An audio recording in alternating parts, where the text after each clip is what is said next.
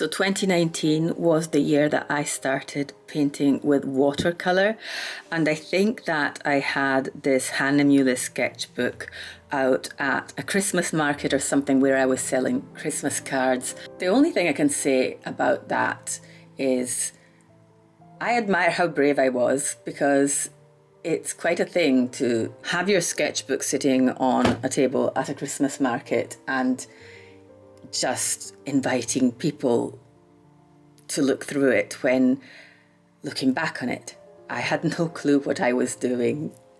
Let's have a look. Spring 2019, first attempts at watercolor. Yeah, well, this is the first image in here. I don't know if you can pick up the amount of waxy pencil that is on top of the portrait. Maybe if I tilt it this way. The fact is that this is not how I would ever use watercolor now. And I'm not bringing myself down or bringing anyone else down who likes to paint this way, using lots of coloured pencil on top of their piece, or anyone who would be satisfied with this. I really like the blooms I got in the background, and I think this is because this paper is not 100% cotton. I'm pretty sure about that. It is much easier to get blooms and hard edges on paper that is not 100% cotton. It's almost automatic. Just look at them. I really struggle to get these on purpose now. So, okay, this one.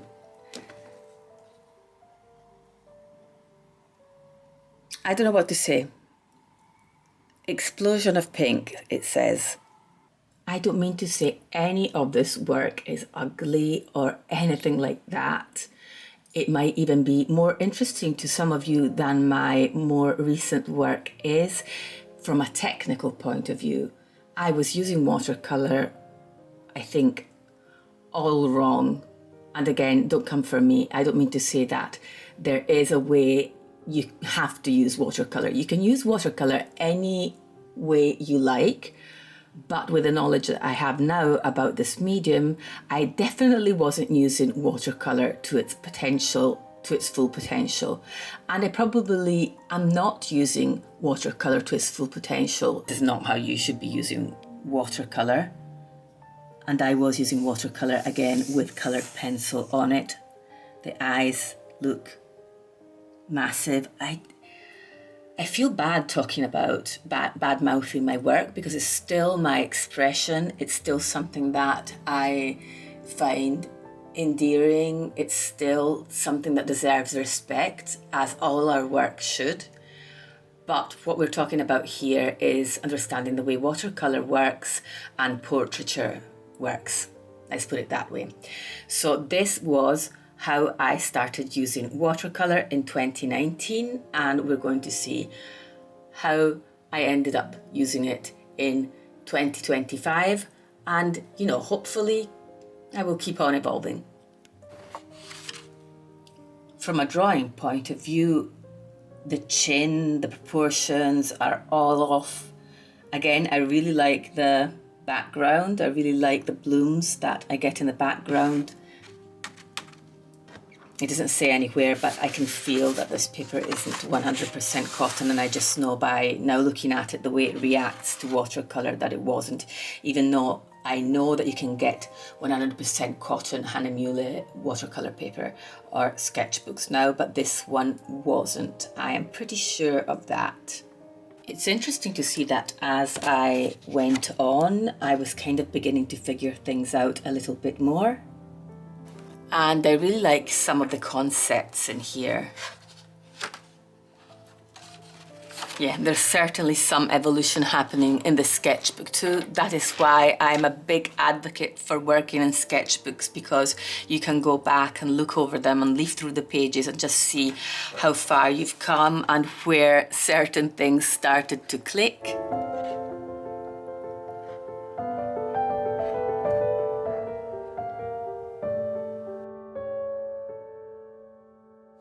So this rose is a really good example of how not to use watercolor. It's used too thick. None of the transparency of watercolor is shown here. I am surprised, I really am, because I think I am more insecure now about my work than I was back then for some reason. That is strange, isn't it, if you think about it? Yeah, definitely very strange. Yeah. And again, I really like the concepts here. There's things written in her hair and I can't read what it says. I think when you're starting out with watercolor, though, it's perfectly fine not to start with 100% cotton paper because it's expensive and, you know, not everyone feels that need.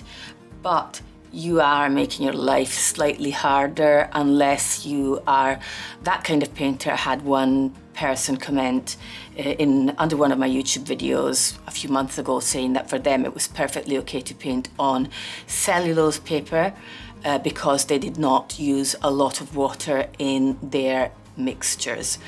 And I have to agree, if you're not using a lot of water in your mixtures, then it's not so important that you use 100% cotton paper.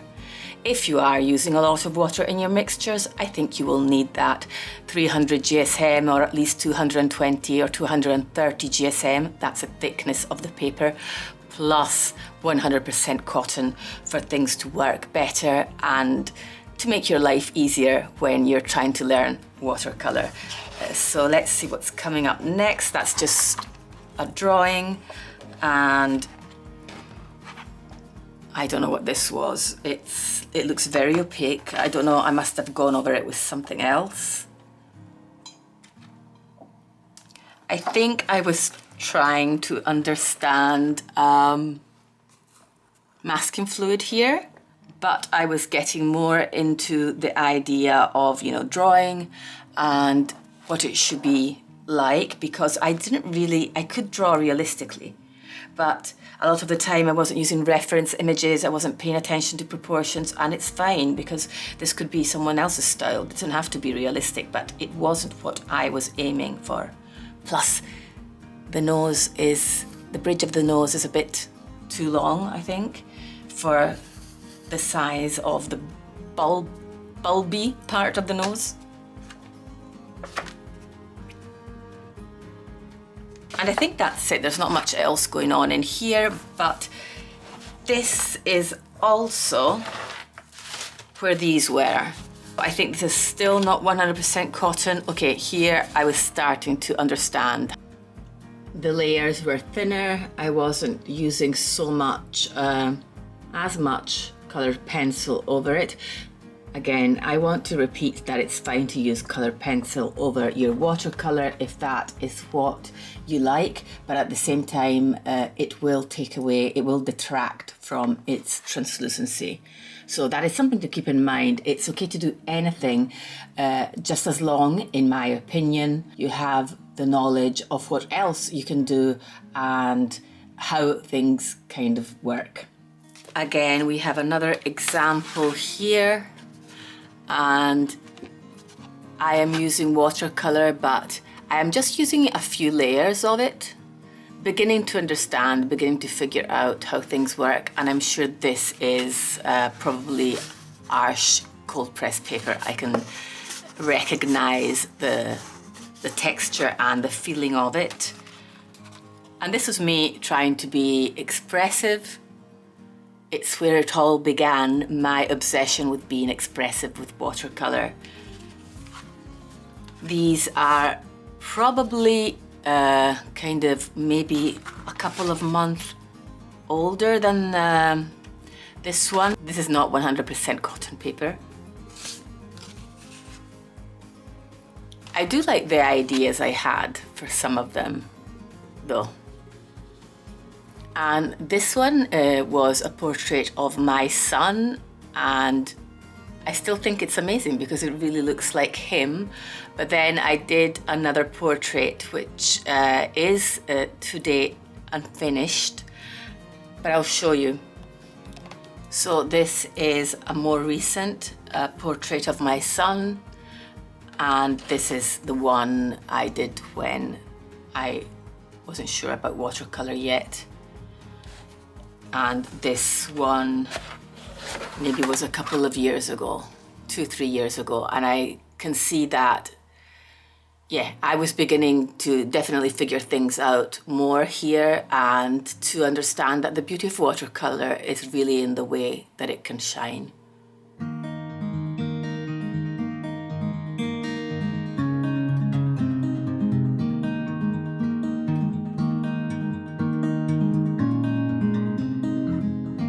Back to some older pieces, I think this was more or less the stage where I decided that it would be better to stop using so much waxy coloured pencils on top of my portraits.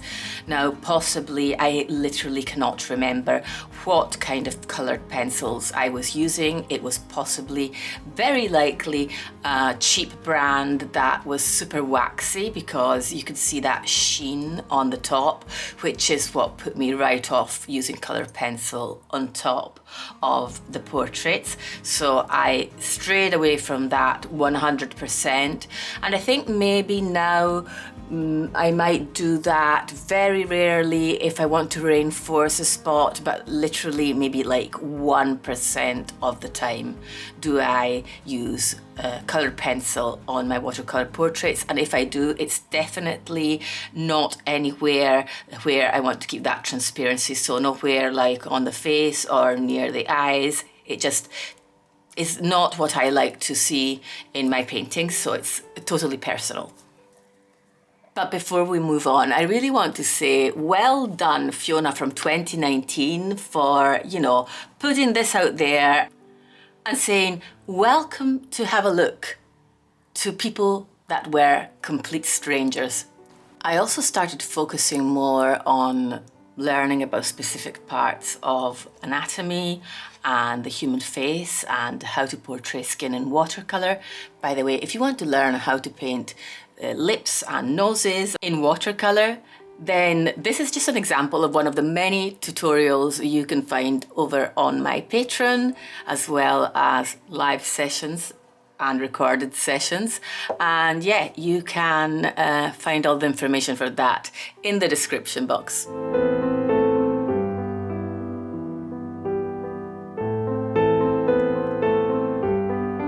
We also have many live portrait painting sessions on there, which are recorded, so if you can't make the lives, you can always watch the recording.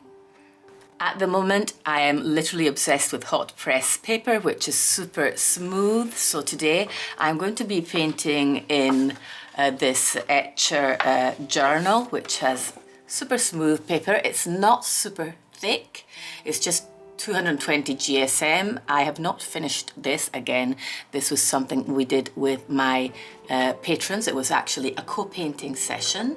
I always say, if you're feeling a little bit lost, just turn a new page and start over. You never know what might happen.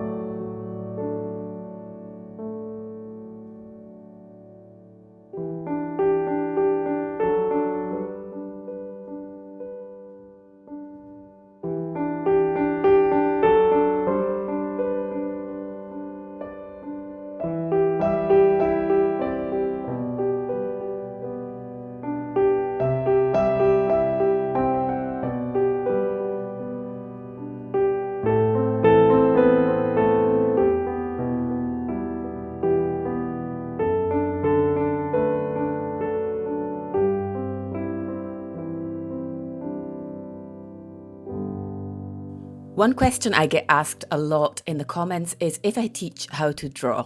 And the answer to that question is, in short, you can teach yourself how to draw. I am sure there are tutorials both on here, YouTube, and on Patreon where I explain different methods. I used to apply simple pencil grids to a printed reference image and then replicate that grid on my paper, and that was an easy way to get a good drawing, albeit quite boring and time consuming. I can tell you that horizontal guidelines for the eyes and the base of the nose and the lips, and a vertical one to divide the face into even sections is what I do most of the time. But once you've got that, the fastest, most effective method to me is to draw live as much as you can.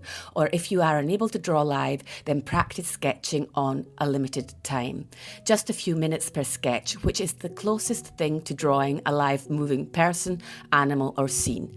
It activates another part of the brain, which forces you to take in general shapes and actually draw what you are looking at and not what you think you already know about that subject.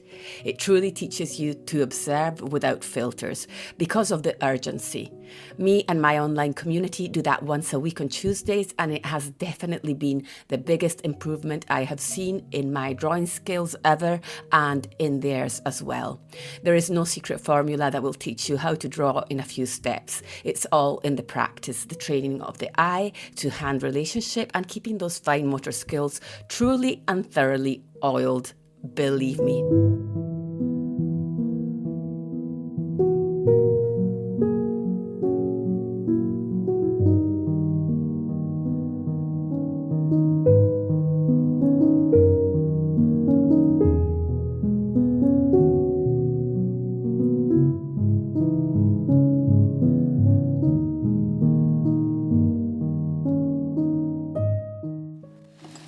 So it's the day after now, and I went on painting a little bit last night, which probably wasn't the best idea because when you're painting with kind of, a dim light, it can get in the way of understanding the colours, let's put it that way. So, and I think that my brush, when I was painting the hair, must have been polluted with some I think possibly it must have been this, which is what I use for highlights, which I think is really good for highlights, but it definitely turned my the hair on the girl a bit gouache looking. And I will try and recuperate that by adding strands of darker watercolour on top of it and see if that works. But I really like the translucency of the skin. That is definitely working. So let's continue.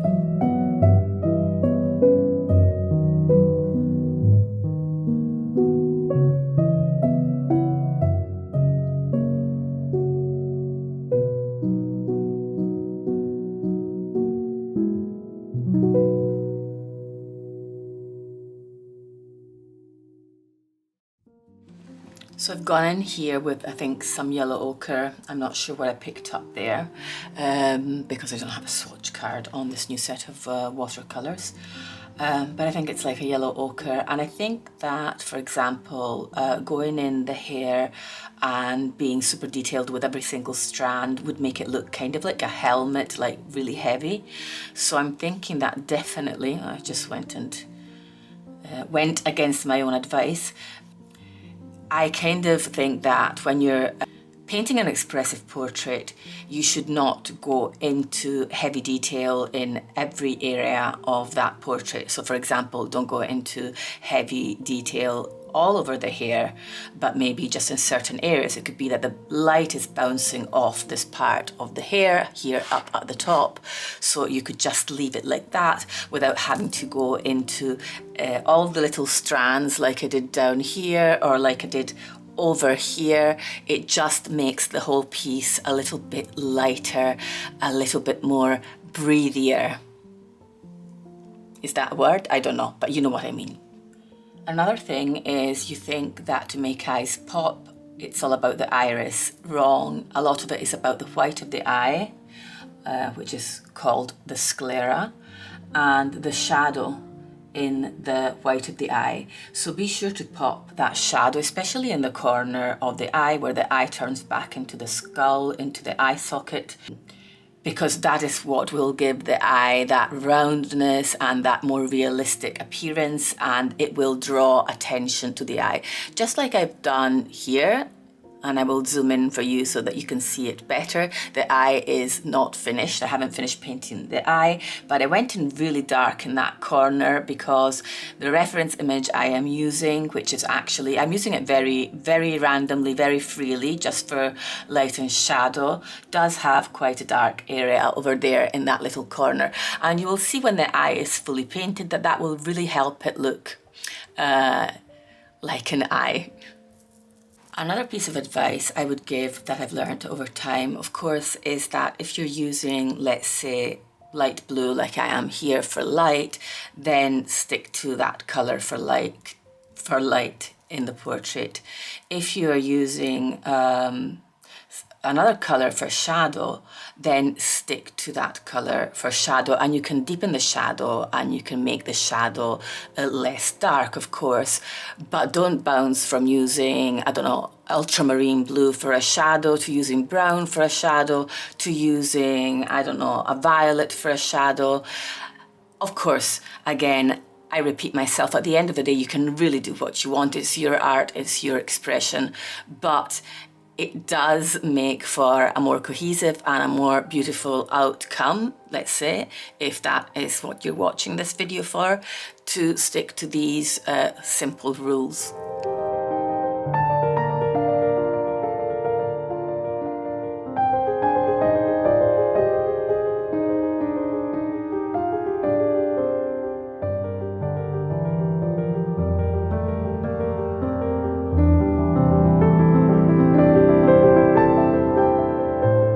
Extra elements. I often add extra elements to my portraits because I feel it gives them more meaning. It helps to tell a story even if it's one only you understand. In this one I kept it simple because I think her gaze is so intense that the story is told by her eyes. So I just added some blue petals to the neck area. I share a lot of tips on watercolour techniques, also on how to paint the eyes on this channel, so you just need to look back in my feed to find those videos that talk about these things a bit more in depth than I do here. Most importantly, if you're still watching, you probably are a watercolour painter or planning to start on this journey. I truly believe watercolour can heal the soul by helping you to slow down, by embracing the nature of the colour travelling through the water, the fine loose layers building up to more structured, detailed ones.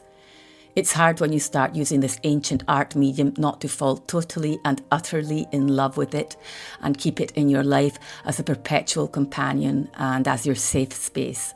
Watercolour painting is beauty and silence in a world of chaos and often, unfortunately, terrible pain.